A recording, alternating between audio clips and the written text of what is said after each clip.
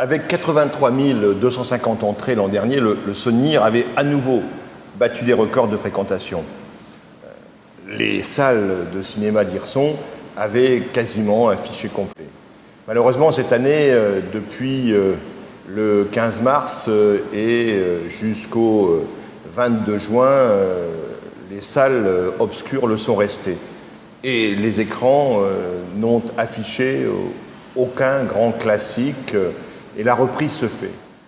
Ce qui est intéressant dans cette nouvelle programmation liée au Covid, c'est que actuellement les grandes majors de cinéma ne sortent pas leurs films, les ont retardés.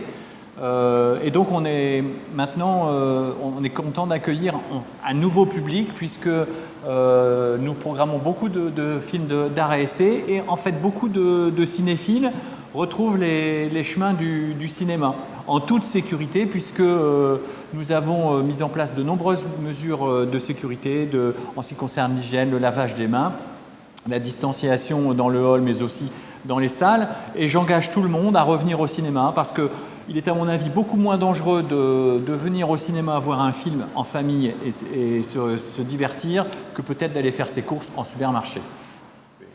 Elle se fait certes lentement puisque depuis le 22 juillet nous sommes à 588 entrées, mais elle se fait et donc on reprend l'envie de retrouver le cinéma et le Saunir a mis en place toutes les conditions pour à la fois respecter les gestes barrières, c'est normal, mais de la même façon a tout mis en œuvre pour que le confort soit le maximum, qu'on retrouve le plaisir d'être assis dans de bons fauteuils et de se laisser porter par le film qui vont sortir. Alors, bien sûr, des films qui sont aujourd'hui à l'affiche, Scooby-Doo ou quelques autres. Et puis, Laurent Humbert et Yannick Marland attendent avec impatience le 14 juillet, non pas seulement pour la fête nationale, mais pour la sortie de Divorce Club qui doit normalement amener de nouveaux spectateurs.